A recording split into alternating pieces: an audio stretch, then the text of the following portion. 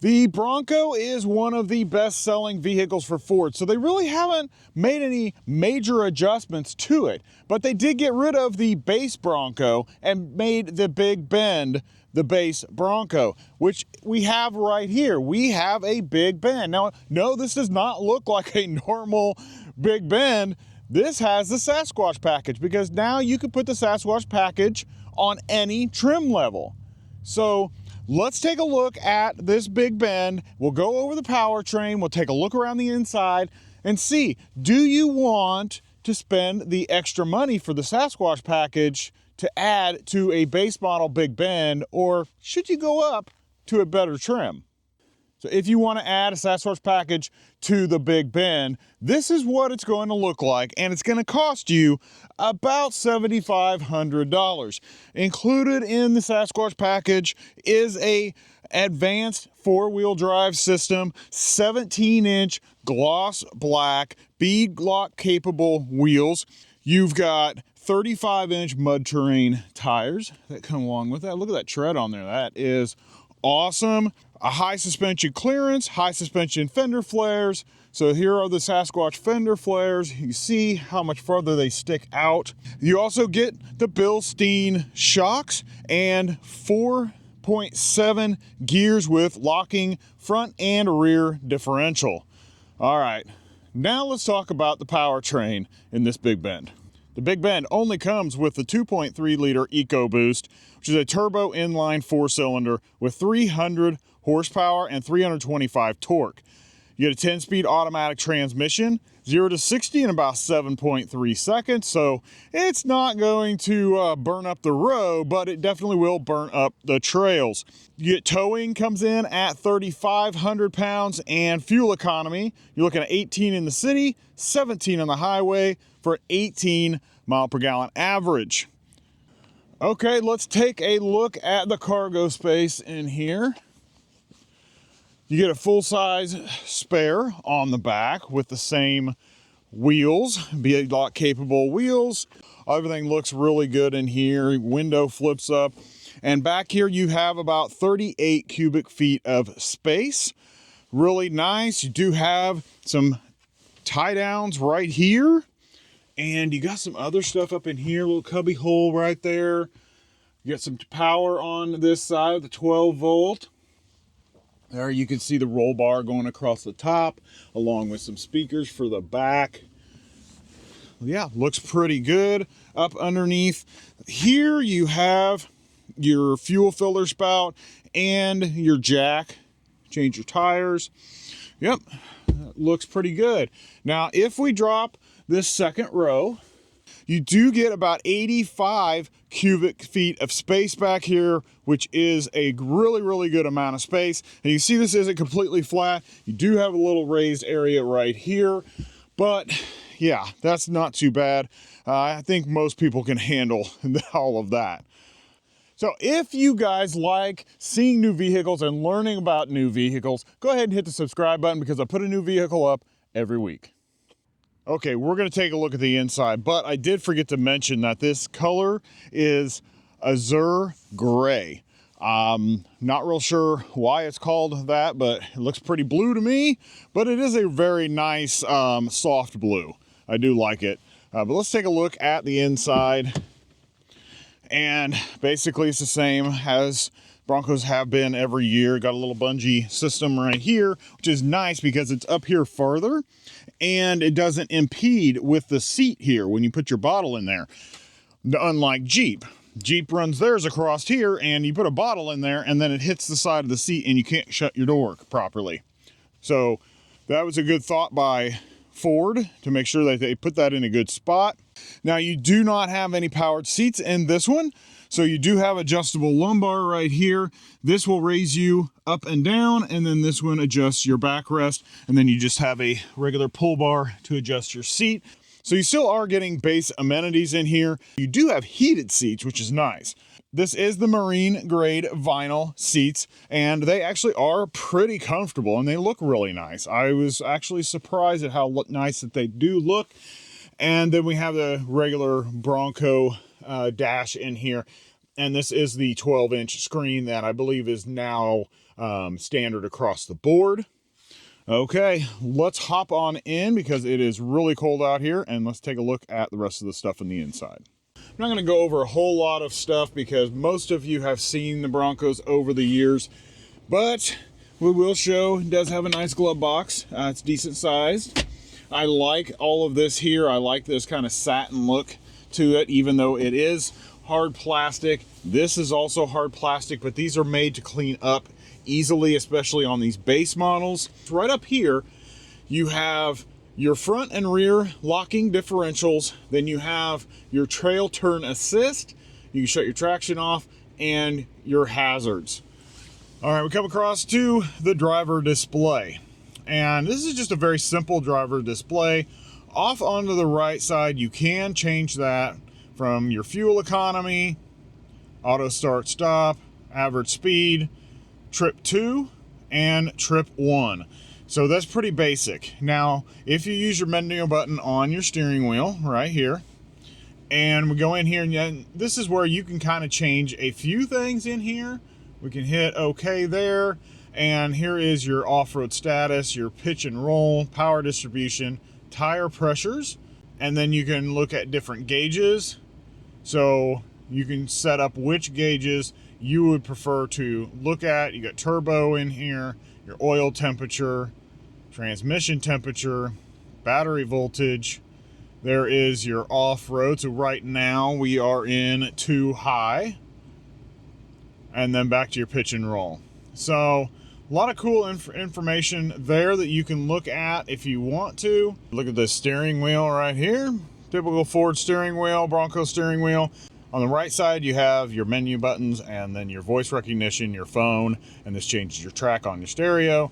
And then on the left side over here is all your driver assistance features with your cruise control and lane keep assist. This does not have adaptive cruise control, but you do get some lane assist, which is pretty nice. This is the 12-inch infotainment screen. You do have wireless Apple CarPlay and Android Auto. As you can see, Android Auto is up right now. So we go into apps right here, and then that brings up, there's your CarPlay and Android Auto. We go into settings. This is your normal stuff. We'll go into the vehicle right here, and this is a few things that you can change in your vehicle: the windows, wipers, lighting, ambient lighting, and then your rear occupant alert, that type of stuff there. We'll go back out. If you go to features down here, then that brings up your driver assistance, which you can click on that. And here is all of your driver assistance features, so you can change whatever you need to with alerts and that type of stuff. We come back here and you can see that there are climate control buttons down here, which is nice because you have all of that stuff right here without having to go up into the infotainment screen. You do have heated seats in the front only. You do have dual climate control, which is good in a base model. Down here, you do have a USB-A and a USB-C plug. And let's see if there's anything behind there. No, that's it. You do have a little Bronco badge right there, which is, I like that they have those little badges on here. It's pretty cool. Just a little touch of something different. And your handle right here, shifter, which is pretty much standard. And then we come back here, 2 cup holders. And then here are your GOAT modes. Let's flip through the GOAT modes real quick.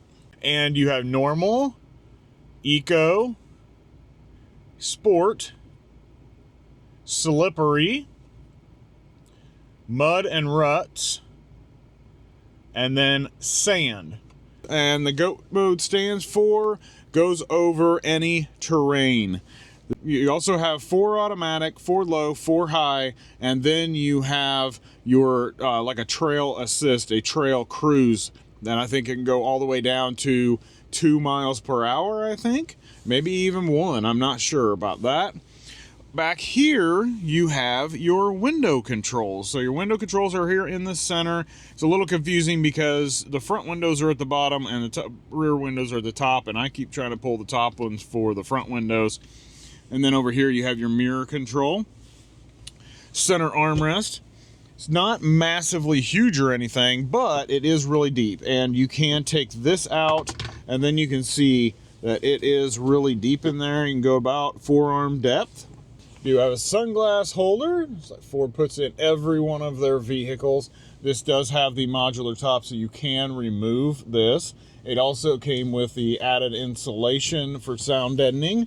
It does help some, not a lot, but it does help some. These are easy to take off. You can just unhook them right here, and you just unhook them in the front, and they just kind of pop right on off. Okay, so that is everything in the front. I think it's time to go see how I fit in the back. I am 6 foot tall. There's probably not going to be any problem back there, but we check it in every vehicle because you just never know. So let's go do that. Okay. I will say that this door, it doesn't open to a 90 degree, but I'd say it's probably about 75 to 80 degrees. So it shouldn't be any problem getting kids in and out of here. We get up in here, do have a handle right here to pull yourself up in because the Sasquatch package, you are a little bit higher. Now, the driver's seat is in my driving position. So I do still have, my knees are just barely touching, but you do have this cutout in here. But I could slide a little bit closer to the front if I needed to. I had a little bit of room that up there earlier to move forward if needed. So I think a 6 foot person would be perfectly fine back here. As long as they weren't sitting behind somebody that was taller than 6 foot, you shouldn't have a problem back here. Headroom, got about 2 inches above my head, so headroom back here is really good. The seats are pretty comfortable. I don't feel that you can't really lay them back at all. Maybe there's a handle here. Maybe this handle, let me lay it back. Oh, yep. There. It'll let me move it back just a little bit, just enough to get a little bit more relaxed seat. Now I'm going to show you what kind of amenities are back here for your passengers. Back here you do have a little bungee bottle holder right there. I like this gray going across here, although this is all hard plastic back here. This is a little bit softer, so it's not hard. Same marine grade vinyl seats in the back, and like I said, they are decently comfortable. The way you lay those back was this handle right here lets this seat back fold back just a little bit to give you a little more relaxed position, make it a little bit more comfortable.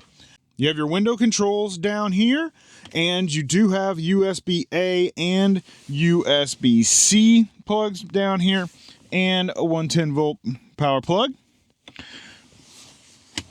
You do have the same bungee system in the back of the seat and these little things that you can hook stuff on. It's pretty cool. Here's another look at that modular top. You do have a cup holder in here. Actually, there's 2. It's kind of skinny, so it's not really good for your arms. You've got your cups in there. You really can't put your arms in there. But, yeah, I think we're good.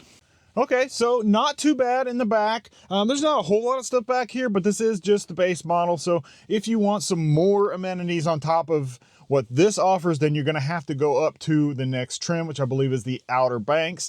You get a few more things, but then you're just adding to the price if you decide to add that Sasquatch package also. So now let's hear about pricing of the Big Bend and the Big Bend with the Sasquatch package and what this actually could all total up to. Then we're gonna go take this for a drive. Pricing for the Big Bend is going to start out with the 2-door version at $39,630. If you go up to the 4-door, you're going to start out at $40,370. If you want to add the Sasquatch package, it is going to run you about $7,500 as we discussed earlier. So this one's sitting in front of you as tested with all the options and the destination fees. Coming in at $55,915.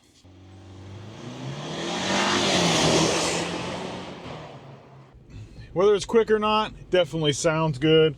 We're gonna pop right out here. We're gonna do a quick 0 to 60. We're in sport mode. All right, it puts us in 4 automatic automatically. So just so you know, when you put it in sport mode. All right, 1, 2, 3, here we go.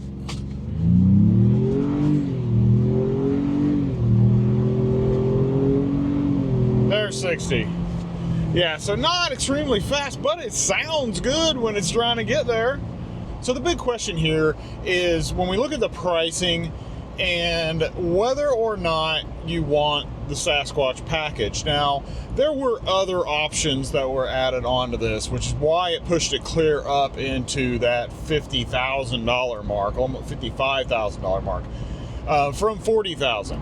So, but the Sasquatch package alone is going to push it up to 47 or 48. So you want to make sure that that is something that you want. But it is nice that Ford offers it clear down onto the base model. The ride comfort does feel a little bit better than the standard Bronco. We did review one probably about a year ago, and it was a little rough riding, but this one's really smooth, does feel really good, better than what I remember. So either they've made adjustments over the years, or it's just because the Sasquatch package adds a better suspension system, and that just makes it feel better and softer and more comfortable to drive. Of course, with this base model, it did have the higher accessory package that was added onto it. I don't remember the exact number, but it was something 22A. Did add the heated seats and added a few extra things. You do have lane keep assist on here, which is nice. You do have cruise control, but you don't have adaptive cruise, which is fine for most people. And this base Bronco is ready to go off-roading, and you get a little bit more out of it with having this Sasquatch package. Plus you get 35-inch tires. You get it sitting up a little bit higher than a standard Bronco. Just kind of lets people know that yours is a little more special. If you are thinking that a Bronco is going to be quiet inside, it's not. It is not quiet inside at any speed, really, but they do give you some insulation on this modular top here, so that kind of helps with the sound. It's not as loud as you know, those other things, those Jeep things. It does do better with the wind that way, but when you have something that's kind of a box like this with the straight up windshield and everything, you're going to get a lot of wind hitting that stuff. It's going to cause a lot of noise and outside sound that you're going to hear. And you have 35-inch tire mud terrain tires on top of that are going to be a little bit louder also. So just know that it's not going to be whisper quiet in here, and the interstate is going to be a little bit louder. You just have to turn your radio up louder. That is another downfall to this base model. The stereo in here is not very good. You can adjust the EQ or the bass and treble and stuff as much as you want to, but it still just doesn't sound crisp.